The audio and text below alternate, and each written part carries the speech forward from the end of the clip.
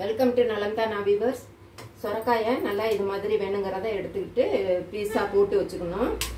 அதுக்கப்புறம் இதை பக்கோடாவுக்கு பிசைறாப்புல கொஞ்சம் கடலை மாவு, அரிசி மாவு, மிளகாய் பொடி, கரம் மசாலா, மஞ்சத்தூள், இந்த கொத்தமல்லி தூளும் கொஞ்சம் போட்டுக்கணும், உப்பு, ஜீரகத்தூள் முக்கியமாக, அது கஸ்தூரி மேத்தி கொஞ்சம், இஞ்சி பூண்டு, புதினா கொத்தமல்லியை நல்லா பேஸ்ட் மாதிரி அரைச்சி கலந்துக்கலாம். நான் இஞ்சி பூண்டு தனியாகவும் கொத்தமல்லியை நல்லா பொடியாக கட் பண்ணி இதில் சேர்த்துக்கிறேன். வேணுங்கிறது உப்பு.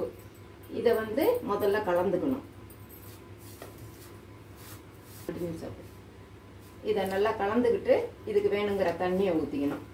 அதாவது அது கோட்டிங் ஆகிற அளவுக்கு, சொரக்காய் கோட்டிங் ஆகிற அளவுக்கு இதில் கஸ்தூரி மெத்தியும் போட்டிருக்கோம். இதுலேயும் பிசைஞ்சாச்சு. இப்போ இதில் சொரக்காவை போட்டு நல்லா பிசைஞ்சுக்கணும். நல்லா கோட்டிங்க. ரொம்ப எது தெரியாமல் தண்ணி ஊற்றிக்கணும்னா கொஞ்சம் அரிசி மாவும் கலந்துக்கலாம். அதனால் ஒன்றும் இல்லை. இப்போ இதை போட்டு பிசைஞ்சிட்டு பக்கோடா மாதிரி எடுத்து பொரித்து எடுத்து ரெடியாக வச்சுக்கணும். அடுப்பு பற்ற வச்சிடறேன். இப்போ இதை உப்பு பார்த்துக்கோங்க. அவங்க டேஸ்ட்டுக்கு தகுந்தாப்புல காரம் எல்லாமே கலந்துக்கலாம். இப்போ அடுப்பு பற்ற வச்சு எண்ணெய் சுட்டுச்சா? எண்ணெய் சுட்டுச்சு. இப்போ நல்லா தனித்தனியாக போடணும்னு அவசியம் இல்லை. ஒரு 2-3 கொஞ்சம் காயில் ஒரு 2-3 சேர்த்து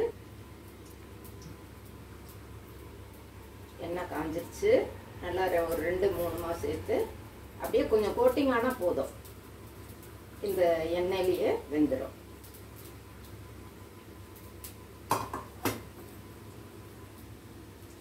இது அதில் போட்டு தாளிக்கிறது. முதல் ஈடு எடுத்துருக்குது, அடுத்த ஈடு போட்டிருக்குது. இதை பாருங்க ஆயிடுச்சு. இப்போ குழம்பு தாளிக்கிறோம். இது ரெடி ஆயிடுச்சு பாருங்க. நல்லா வறுத்து எடுத்தாச்சு. இப்போ குழம்பு தாளிக்கிறதுக்கு நமக்கு கொஞ்சமாக இதில் செய்யறதுனால நான் ஒரு தக்காளி, ஒரு 5-6 முந்திரி பருப்பு, ஒரே ஒரு சின்ன பச்சை மிளகாய், இதெல்லாம் கொஞ்சம் தண்ணி ஊற்றி வேக வச்சு எடுத்து வச்சிருக்கேன். இப்போ ஆறிடுச்சு. இதை அரைச்சிக்கிட்டு வந்துடுறேன் நான். இப்போ குழம்பு தாளிக்கிறாங்க. எண்ணெய் ஊற்றியாச்சு.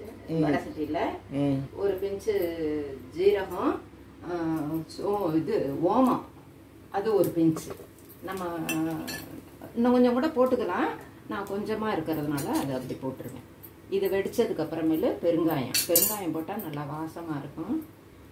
கொஞ்சம் வெடிக்கட்டு.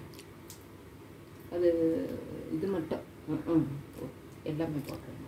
இதில் நம்ம கஸ்தூரி மேத்தி, கொத்தமல்லி, புதினா, இஞ்சி பூண்டு, மஞ்சத்தூள், மசாலா, மஞ்சத்தூள், மிளகாய் பொடி, ஜீரகப்பொடி, கொத்தமல்லி பொடி, இதெல்லாம் இருக்குது. அங்க போடுங்க. அங்க பார்த்தேன்.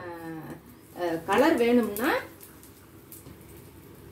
இப்ப இத போட்டுடலாம். சில்லி பவுடரும் போட்டுக்கலாம். அதுல போட்டுக்கலாம்.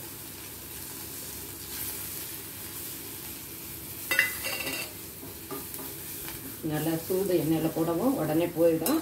உடனே இந்த முந்திரி பருப்பு, தக்காளி, ஒரு பச்சை மிளகாய் அரைச்சதை இதுல போட்டாச்சு, ஊத்தியாச்சு. அதுல அரைச்சு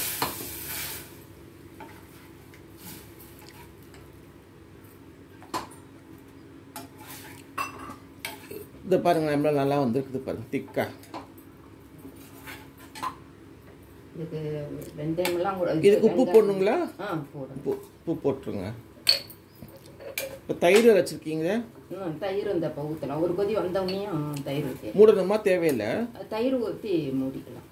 அந்த பச்சை வாசம் போனதுக்கப்புறம் இதுக்கு மட்டும் பார்த்துக்கிட்டு அப்புறம் போட்டுக்கலாம். ஏன்னா கரம் மசாலெல்லாம் உப்பு போட்டிருப்பாங்க. கரெக்டு.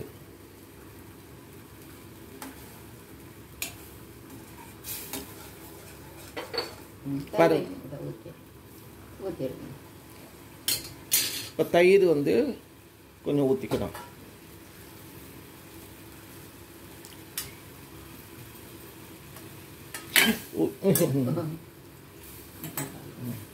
இது இந்த கடலை மாவெல்லாம் கரைச்சது கூட அதில். இப்போ இந்த நல்லா வாசம் போய் நல்லா வெந்தது மாதிரி ஒரு கிரேவி மாதிரி வரும். அது வரையிலும் கொதிக்க விட்டுற வேண்டியதுதான். தயிர் ஊற்றுனா பொதுவாக கொதிக்கூடாதுன்னு சொல்லுவாங்க ரொம்ப நேரம் இல்லை. அது ஒரு சில டிஷ்ஷில் நல்லா விட்றாங்க. ம்.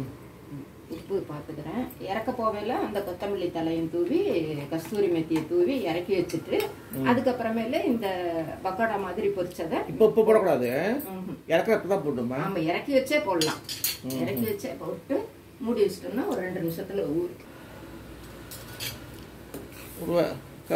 கடலை மாவு போட்டு தொட்டு கொஞ்சமாக ஒரு கிண்டி விட்டுக்கிறாங்க. மூடி வேணும்னா ரெட் சில்லி பவுடரும் இதுல கலந்துக்கலாம். தேவையில்லை, நல்லா தான் இருக்கு. நான் அது சேர்க்கல.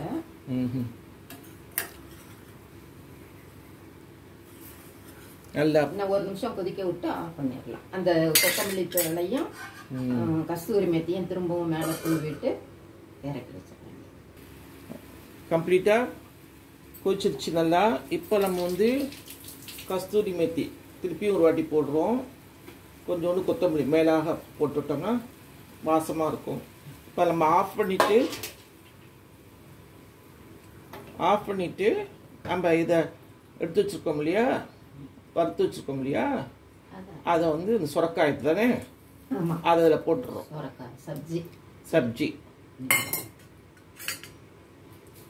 இது சப்பாத்திக்கு தொட்டுக்கு சாப்பிட நல்லா இருக்கும். இன்னைக்கு சப்பாத்தி தான் இன்னைக்கு போட்டு செய்கிறாங்க, அதுக்காக இது செஞ்சுருக்காங்க. சப்ஜி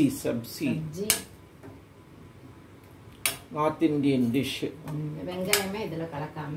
வெங்காயம் கிடையாது, அப்புறம் என்ன கிடையாது, மற்றதெல்லாம் உண்டு தான். இஞ்சி பூண்டு பொடிங்க எல்லாம் போட்டிருக்கிறோம். அந்த விரதமாக இருக்கிறவங்க கூட வேணும்னா இது சாப்பிட்டுக்கலாம். இப்போ சப்பாத்திக்கு நம்ம மாவு பிசைஞ்சு வச்சுருக்காங்க, சப்பாத்தி போட்டுட்டு சொல்லுவாங்க. பாய். வேற ஒரு வீடியோவில் உங்களை பார்க்கலாம். பாய்.